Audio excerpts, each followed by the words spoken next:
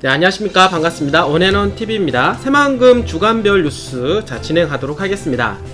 새만금의 미래형 자동차 산업 생태계 구축된다. 자동차 관련 연구개발 실증 기반이 구축됨으로써 기업 입주가 가속화할 전망인데요. 새만금 개발청은 7월 28일 서울 새만금 투자전시관에서 자동차 융합 기술원과 미래형 상용차 산업 생태계 구축을 위한 테크 비즈 프라자 조성 투자 협약을 체결을 하였습니다.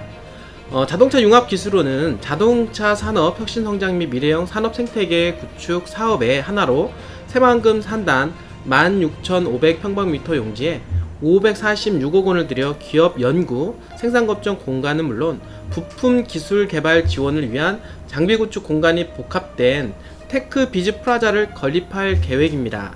자동차 융합기술원은 2003년에 설립되어 자동차 부품의 시험과 계측 업무 지원, 제품의 공동기술 개발 등을 수행하는 연구기관으로 군산 지역의 본원, 분원 및 전북 금영 비즈니스 프라자 새만금 주행 시험장을 보유하고 있습니다. 올 하반기 착공에 2022년 완공 예정인 테크 비즈 프라자에서는 벌써 30여 개 기업이 입주 의사를 밝힌 것으로 알려졌으며 입주 후에는 200여 명의 연구개발, 생산 관련 인원이 상주할 것으로 예상이 됩니다. 한편 자동차 산업 혁신 성장 및 미래형 산업 생태계 구축 사업은 산업통상자원부, 전라북도, 군산시가 기업 육성을 목적으로 2020년도에서 2040년 총 사업비 1621억 원을 들여 시장 경쟁력이 있는 상용차 핵심 기술을 개발하고 공동 활용 장비 및 연구 생산 공간을 구축하는 국책 사업입니다. 현재 새만금 산단은 전기자동차, 의료기기 및 재생에너지 등 다양한 분야에 걸쳐 투자 유치가 활발히 진행되고 있으며 이번 자동차 융합기술원의 테크 비즈 프라자 투자 협약으로 자동차 관련 연구, 개발, 실증 기반이 구축됨으로써 기업 입주가 과속화될 것으로 전망이 됩니다. 새만금 단일행정구역 출범 필요성이 계속해서 급부상 중에 있습니다. 새만금 행정구역 설정을 놓고 군산시와 김제시, 부안군 간 지역 갈등이 지속되는 가운데 새만금 단일행정구역 출범 필요성이 갈등 해소 대안으로 급부상하고 있습니다. 이 같은 논의가 촉발된 배경은 정부가 새만금의 굵직한 사업을 진행할 때마다 그 행정구역을 둘러싼 지역 갈등이 커질 수밖에 없는 상황에서 비롯됩니다. 수변 도시의 사례에서 보듯 새만금 관할권을 둘러싼 세계 자치단체 간 다툼은 자칫 사업 진척을 더디게 하고 정작 중요한 대형 프로젝트 추진에 걸림돌로 작용을 하고 있다는 것이죠.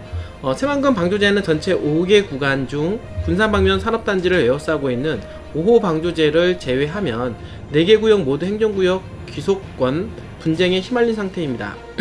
이들 지자체의 소지역주의는 향후 새만금 사업의 속도가 붙을수록 격화될 조짐인데요. 이는 새만금 귀속지역이 어디로 결정되느냐에 따라서 막대한 지방 세입과 인구 증가가 좌우되기 때문이죠. 효율적이고 신속한 새만금 개발을 목적으로 설립된 새만금 개발청이 대형 사업을 기획, 추진하는 과정에서도 군산, 김제, 부안 간 묵은 갈등이 장애인으로 등장할 소지가 상당히 큽니다. 중앙정부 역시 주요 현안이 발생할 때마다 자치단체들이 자신의 입장과 이익만을 추구하는 태도가 결국 새만금 미래를 구상하는 데 가장 큰 장애 요인으로 보고 있습니다. 정부는 새만금 행정구역 설정을 놓고 세개 시군이 분할해 관리하는 방안보다 새로운 자치단체를 만들어 관리하는 방안과 세개 지자체를 통합하는 방안 등이 더욱더 효과적일 것으로 판단하고 있습니다. 문제는 통합의 합리적 기준 원칙과 정치나 행정 영역에서 공론화하기엔 한계가 있고 새 지자체 간 이익 조율이 쉽지 않다는 점입니다.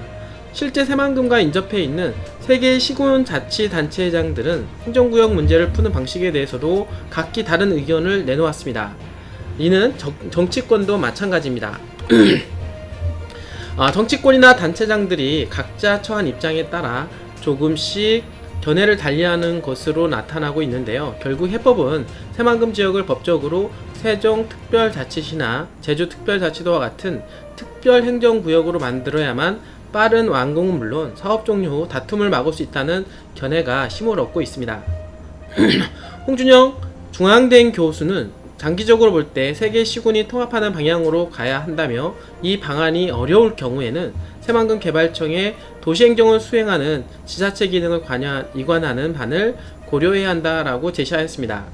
김현숙 새만금 개발청장은 새만금 사업이 완성되는 시기가 도래하면 행정구역에 대한 논의가 더욱더 본격화될 것이며 새만금 개발은 개발 행정구역이 아닌 큰 틀에서 협의가 필요한 사안이다라고 밝힌 바 있습니다. 새만금 투자진흥지구 지정 추진을 한다라고 하는 기사인데요. 새만금 투자진흥지구를 지정하는 새만금 사업 추진 및 지원에 관한 특별법 일부 개정안이 대표 발의되었습니다. 더불어민주당 이원택 의원, 전라북도 김제 부안 출신의 국회의원인데요. 대표 발의한 새만금 특별법 일부 개정안은 새만금 투자진흥지구를 지정, 새만금 사업지역에 입주하는 기업 등의 세제 지원을 할 수 있도록 하였습니다. 또 공유수면, 점용료, 사용료의 감면 범위를 확대하는 등 새만금 사업이 원활히 추진될 수 있는 기반을 조성하는 것이 핵심 골자입니다. 새만금 지역은 지역혁신과 인프라 구축 등 경제 활력 제고를 위해서 새만금 투자진흥지구 지정이 절실한 상황입니다. 그동안 새만금 지역은 새만금 지역 매립 조성 토지에 대한 국내외 민간 투자와 투자 유치와 이를 위한 마케팅 홍보 등의 업무를 전담하는 새만금 개발공사가 설립하는 등 새만금 사업의 원활한 추진을 위한 체계를 갖추었는데요. 그러나 새만금 사업이 공공주도의 대형 국제사업임에도 입지여건, 정주여건, 교통인프라 등이 불리하고 조세 감면, 점용료, 사용료 감면 등의 인센티브가 다른 개발 사업에 비해 매우 열악하여 투자를 유인하는 데 어려움을 겪어왔습니다. 이원택 의원은 새만금 투자진흥지구의 경우 5년간 100%, 그 후 3년간 75%를 감면하고 그 후 2년간 50%를 감면하는 등 최장 10년간의 인센티브를 주는 내용이 법안에 담겨 있다라고 밝혔는데요. 또 입주기업이 감면 대상 사업에 직접 사용하기 위하여 수입하는 자본재에 대한 관세 면제 혜택도 있다며 새만금 투자진흥지구가 도입되면 지역 발전을 선도할 다양한 기업들이 입주할 것으로 예상된다라고 밝혔습니다. 고창군과 부안군, 노을대교 건설에 힘을 모은다라고 하는 기사입니다. 바로 이 부분은 국도 77호선 마지막 단절 구간인데요. 국도 77호선의 마지막 단절 구간을 잇는 노을대교 건설을 위해 부안군과 고창군이 힘을 합쳤습니다. 3일 부안군과 고창군에 따르면 지난달 31일 권익현 부안군수와 유기상 고창군수가 부창대교 시작 지점인 부안군 변산면 공항에서 합동 설명회를 가졌습니다.